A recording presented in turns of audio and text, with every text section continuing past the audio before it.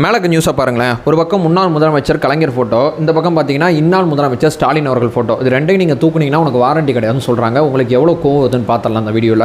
First of all பார்த்தீங்கன்னா எனக்கு எடுத்தோன கோவம் வரல, சில விஷயங்கள்லாம் கடந்து வந்த பிறகு தான் கோவம் வருது. தமிழக வெற்றி கழகத்தோட ஃபோட்டோ புகைப்படம் தலைவர் விஜய் அவர்களை பயன்படுத்தினதுனால அந்த மாதிரி உத்தரவு போட்டிருக்காங்களாங்கிறது நமக்கு தெரியல. ஏன்னா அந்த ஃபுட்டேஜ் எல்லாம் சோஷியல் மீடியாவில் வேகமாக பரவணுச்சு. இப்போ ஃபர்ஸ்ட் ஆஃப் ஆல் பார்த்தீங்கன்னா ஸ்கூல் பசங்களுக்கு கொடுத்துக்கிட்டு இருந்தாங்க. இந்த வாட்டி எலெக்ஷனை டார்கெட் பண்ணி 20 லட்சம் லேப்டாப் காலேஜில் படிக்கிற பசங்களுக்கு, தேர்ட் இயர் படிக்கிற பசங்களுக்கு நாங்கள் ஸ்பெசிஃபிக்காக கொடுக்க போகிறோம் அப்படிங்கிற மாதிரி சொன்னாங்க. இவ்வளோ நாள் கொடுக்கலப்பா, இப்போ யாவது கொடுக்குறீங்களே, எலெக்ஷனை ஃபேஸ் பண்ணி அது வேலை செய்யுங்கன்னு சொல்லி அதையும் கடந்து போனோம். ரெண்டாவது, இந்த ஸ்டிக்கர் ஓட்டுற முத்திரை வந்து ரொம்ப காலமாக தமிழ்நாடு அரசியல் களத்தில் இருக்குது. அதையும் பார்த்தீங்கன்னா ஒட்டி கொடுத்தாங்க. தொலைஞ்சிட்டு போது பசங்களுக்கு லேப்டாப் கிடைக்குதுன்னு சொல்லி அதையும் நாங்கள் கடந்து போனோம். மூணாவது, அந்த ஸ்டிக்கரை நீ எடுத்தினா உனக்கு வாரண்டி கிடையாதுன்னு சொன்னால் இது என்ன, அது சர்வாதிகாரத்தனம். கொடுத்துட்டீங்க அவன்கிட்ட, அவனுக்கு பிடிச்சபடி அவன் என்னமோ பண்ணிட்டு போனான் அந்த லேப்டாப்பில். உங்களுக்கு என்ன பிரச்சனை இருக்குது?